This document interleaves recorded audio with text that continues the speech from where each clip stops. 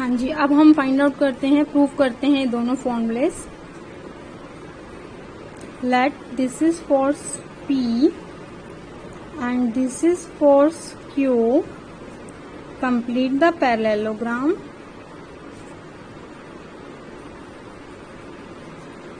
Resultant is given by diagonal R. Angle between P and Q is alpha and R and P is theta. Points की naming करती हूँ, वही कर रही हूँ जो आपकी बुक में है, O A C D। अब आप क्या कीजिए, C से एक परपेंडिकुलर ड्रॉ किए करो OA पर।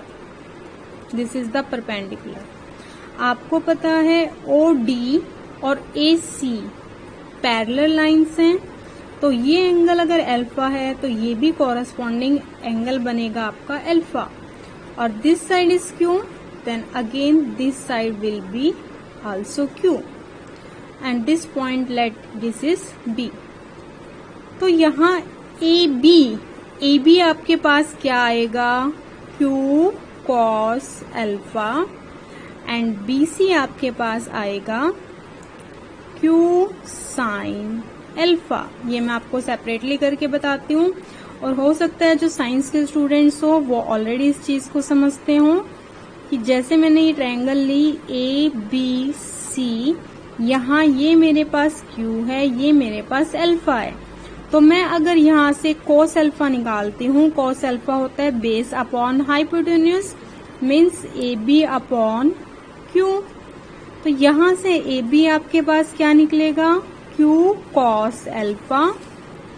सिमिलरली अगर मैं sin अल्फा निकालती हूँ, sin अल्फा होता है perpendicular over hypotenuse, means BC upon Q।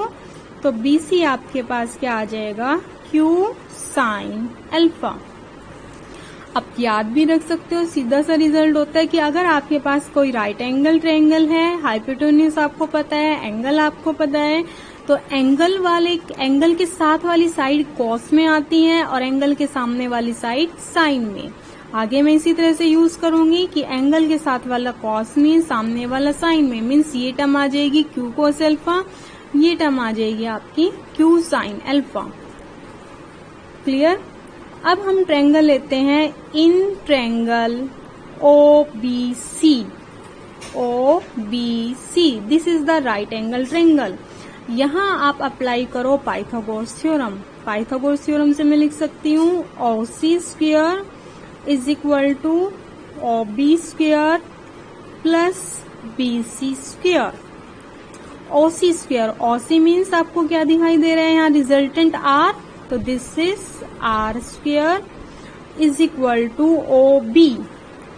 OB is this length, OB को लिख सकती हूँ OA plus AB, means OA कितनी है P और AB कितनी है Q cos अल्फा। तो OB आपके पास पूरी की पूरी क्या बनी, P plus Q cos alpha, that is P plus Q cos alpha whole square plus BC आपको दिख ही रहा है क्या है आपके पास, Q sin alpha square. Solve कर लो इसको, R square is equal to whole square खोलो P square plus Q square cos square alpha plus 2PQ cos alpha plus Q square sin square alpha.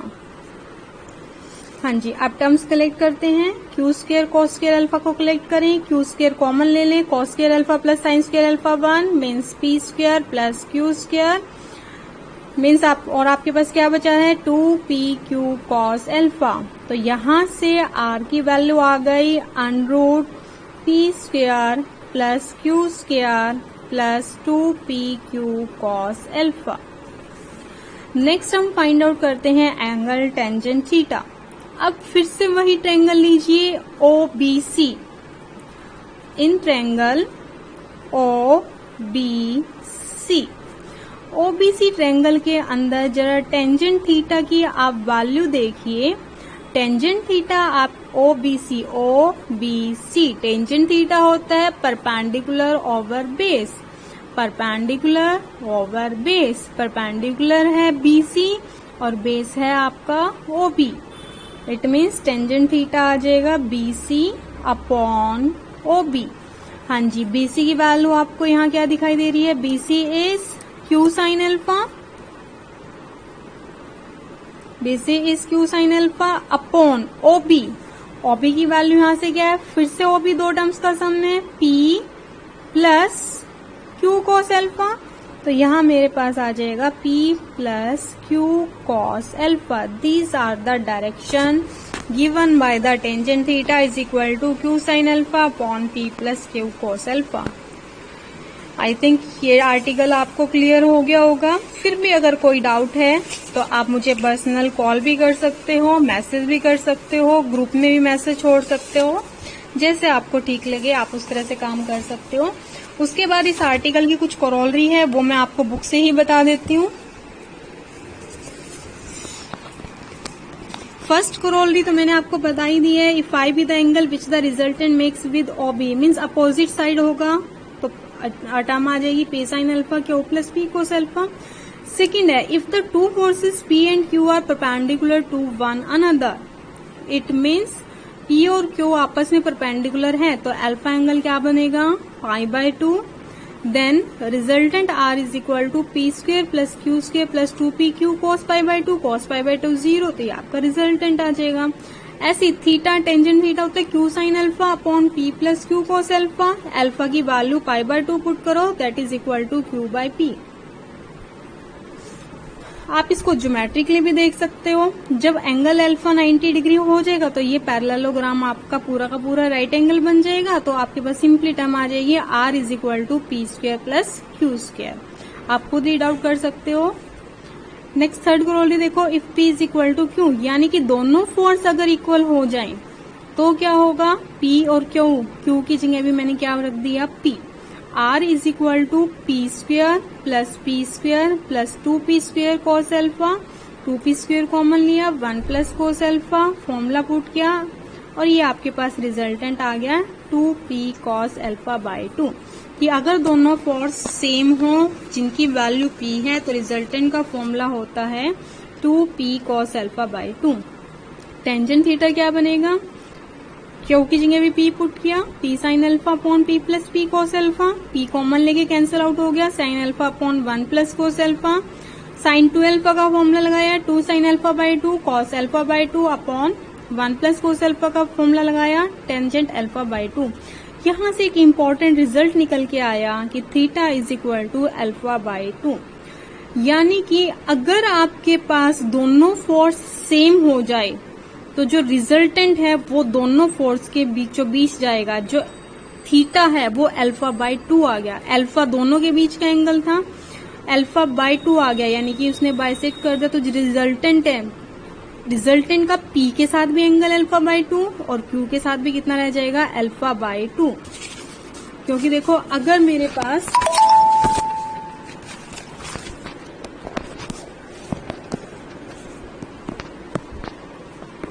पास ये P फोर्स है, ये Q force है,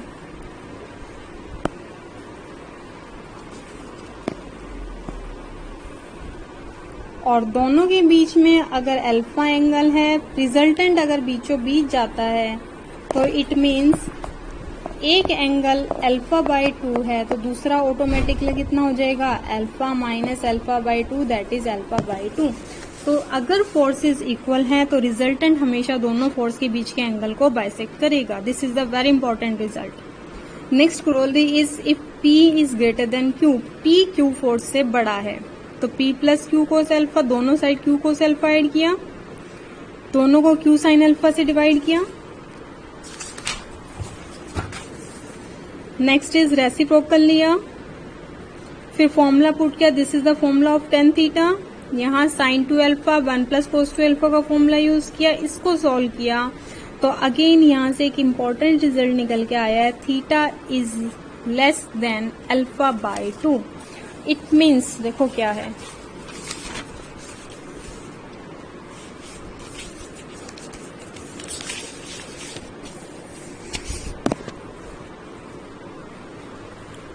आपके पास P force था, ये Q force था और दोनों के बीच में angle alpha.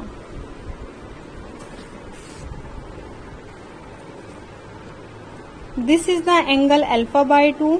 This is the angle alpha by 2. Suppose let this is the bisector. अब ये रिजल्ट कहता है theta is less than alpha by 2, यानी कि जो थीटा है वो अल्फा बाई 2 से छोटा है। थीटा एंगल क्या होता है, जो रिजल्टेंट पी के साथ बनाता है, यानी कि जो रिजल्टेंट होगा वो थीटा जो एंगल बनाएगा वो इस अल्फा बाई 2 से छोटा होना चाहिए। इट मीन्स जो आपका बड़ा फोर्स था रिजल्टेंट उस बड़े फोर्स की तरफ झुक जाएगा, यानी कि मैं बोल सकती हूँ resultant will act towards the greater force, क्योंकि इस क्वेश्चन में, इस कोरोलरी में पी फोर्स बड़ा था। तो थीटा आपका लेस देन अल्फा बाई 2 निकल के आया, मीन्स वो पी फोर्स की तरफ आ गया रिजल्टेंट। तो आपका रिजल्ट बना कि अगर फोर्स बड़ा है एक छोटा है तो रिजल्टेंट हमेशा बड़े फोर्स की तरफ आएगा। नाउ नेक्स्ट कोरोलरी करते हैं, maximum value of the resultant. R square is equal to P square plus Q square plus 2p Q cos alpha है। आर मैक्सिमम कब होगा, जब ये कॉस अल्फा मैक्सिमम होगा, और कॉस अल्फा की मैक्सिमम वैल्यू होती है 1, और 1 वैल्यू किस पे होती है, अल्फा 0 पर। तो अल्फा को 0 पुट किया, ये 1 बन गया, 2p क्यू बन गया, तो यहाँ से बन गया R square is equal to P plus Q whole square, R is equal to P plus Q. तो आपको ध्यान रखना है मैक्सिमम वैल्यू ऑफ रिजल्टेंट होती है P प्लस क्यू, और कब होती है, जब दोनों फोर्स के बीच में एंगल 0 हो, यानी कि दोनों फोर्स कैसे हो, पैरेलल हो, सेम डायरेक्शन में एक्ट करें। जैसे आपने मैक्सिमम किया है उसी तरह से मिनिमम करेंगे। मिनिमम में हमारे पास क्या होगा, when cos alpha is minimum, और मिनिमम वैल्यू कॉस अल्फा की होती है -1, तो अल्फा की वैल्यू क्या आ जाएगी 180 डिग्री, वो पुट किया तो यहाँ से रिजल्टेंट आया P माइनस क्यू। तो resultant, minimum resultant two forces का कैसे दिया जाएगा, P माइनस क्यू, और कब दिया जाएगा, जब अल्फा 180 डिग्री हो, यानी कि दोनों अपोजिट डायरेक्शन में हो, तो when they act in opposite direction. I think आपको ये आर्टिकल कम्प्लीटली क्लियर हो गया होगा। आज का सिलेबस इतना ही है, आप इसको रीड आउट कर लेना, ठीक है। पहले आप वीडियो देखना, मैं आपके पास 2 और 3 वीडियोस भेजूंगी, छोटी छोटी वीडियोस हैं, पहले आप उन वीडियो को रीड करना, फिर मैं आपके पास आपकी बुक की पीडीएफ भेजूंगी, बुक के कुछ पेजेस की पीडीएफ भेजूंगी, उनको रीड आउट करना, पहले वीडियो फिर पीडीएफ। फिर भी अगर प्रॉब्लम आती है तो मुझसे कंसल्ट करना। Okay, thank you.